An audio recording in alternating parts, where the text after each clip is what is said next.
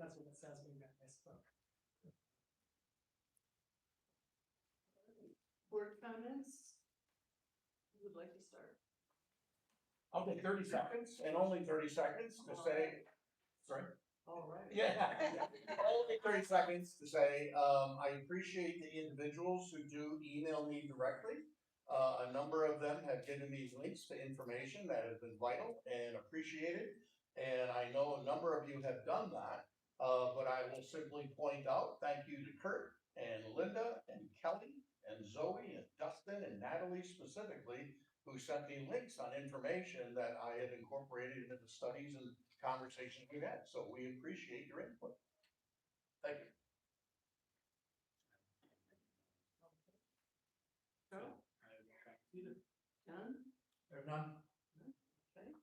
Moving on to citizens' participation. Each person must complete a public comment card and it must be given to the clerk before the meeting begins.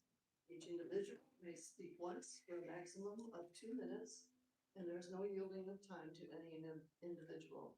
Speakers must come to the podium and state their name and address. Comment time will be limited to 30 minutes in total, unless extended by board action.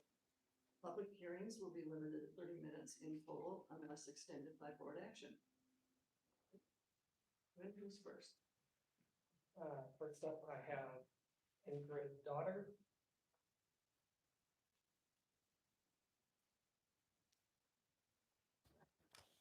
Hi, Ingrid Daughter, 3508 South Oak Hill Avenue in the town of Rock.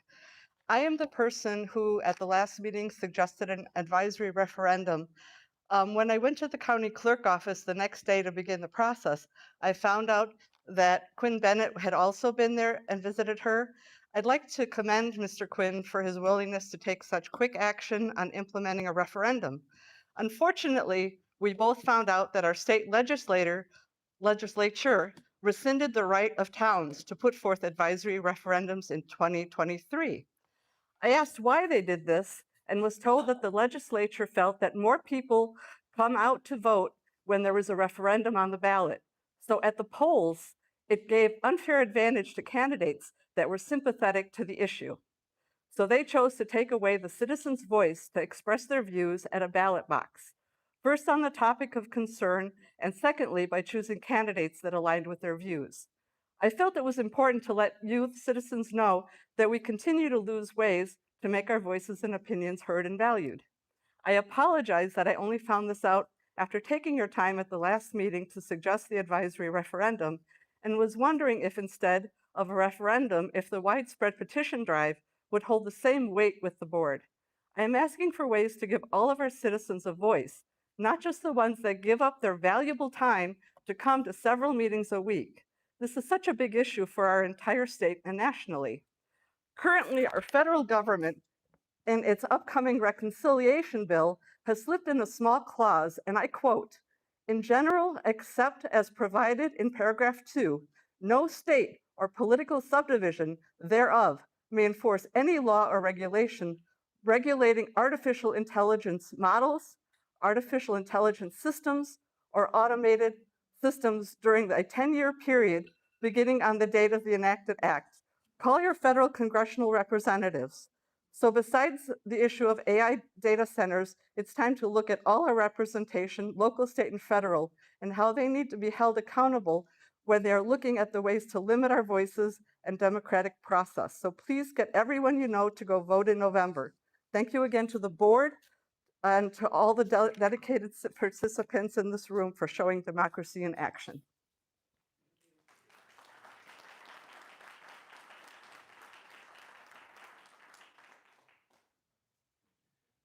The second request is from Sue Newgate.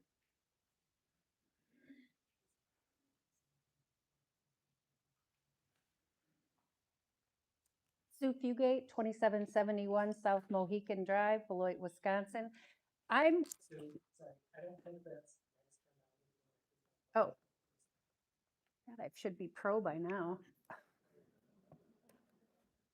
Sue Fugate, 2771 South Mohican Drive, Beloit, Wisconsin. The reason I'm speaking or here is to ask if we could have a Citizens Advisory Commission to assist with developing the language for the moratorium. We really, really are strongly against this project. We want an airtight case to be developed. And I think many of the members of the Rock County Neighbors for Responsible Development have gone deep as far as we can. I know some of the board members have gone deep into this subject, but we would really like to participate in developing the language. Certainly, we would like to have a say in the final language so we can make sure that this project is stopped. A moratorium isn't my preferred outcome. I would rather it was just done. We have no more discussions at any level, but if we have to use a moratorium in order to get there from here, we would like to have a say in that. Thank you.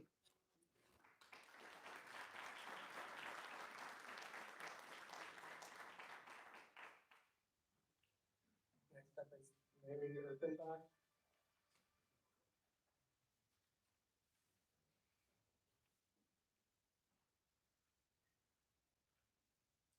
Hi, Mary Urbanbach, 121 Cherry Street in the township of Beloit.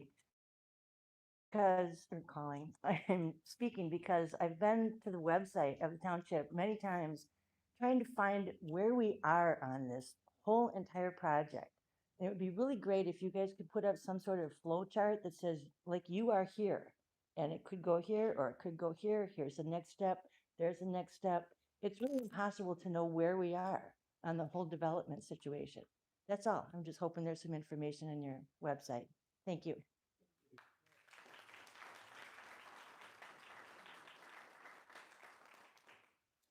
Just comment back to you that I believe this is uncharted territory, so coming up with a flow chart is a bit difficult. I'd but- be happy to help. There are a couple more seats up front. The last request here is from Keith Hassel.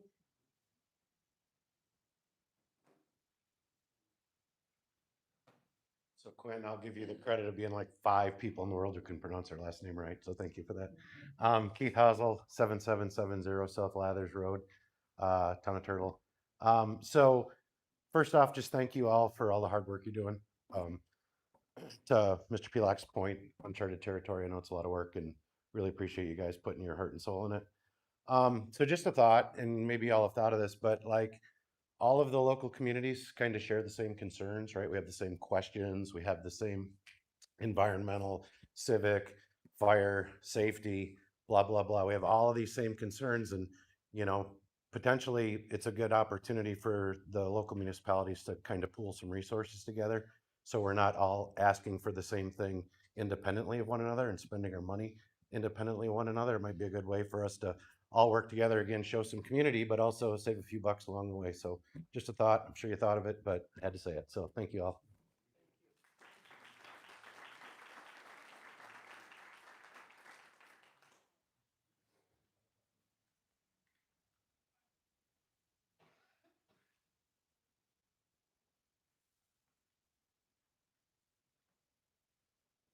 We have a request here now from Larry Pontoon.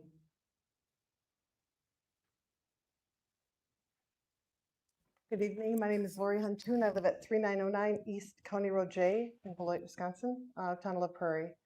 My request is that as we go forward with developing this moratorium, that it become a transparent opportunity for the board and the community to be able to be involved in all of these discussions. There's so many issues with data centers. There's so many examples before us because it's happening in every state. And there's a lot of communities that have already gone through situations like this, and some of us are more familiar with them. And so talking about the water and the water supply, where that's going to come from, the environmental resources and how they might be impacted, air quality, all of the things that might impact human health and the environment. I really ask that that be open and that there be working opportunities, maybe with workshops where we can get together and talk about developing that moratorium language together. Thank you. Thank you.